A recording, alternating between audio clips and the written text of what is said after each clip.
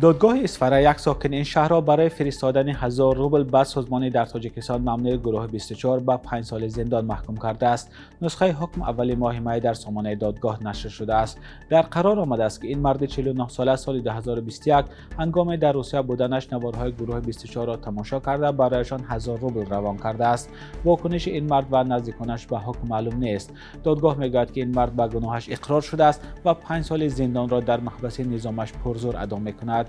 سازمان گروه 24 که صاحبکار ناراضی عمرعلی قوتوف بنیاد گذاشته است، با قرار دادگاه عالی در تاجیکستان افراط‌گرا و ممنوع است. تا این دم ده‌ها نفر را با گناه پیروی از آن در تاجیکستان و روسیه دستگیر و برخی را به مدت دراز زندانی کردند. نمایندگان سازمان فعالیت خود را درست سیاسی می‌نامند. در هفته‌های اخیر این یگانه مورد محکوم شدن ساکنان برای فرستادن مبلغ به مخالفان حکومت نیست.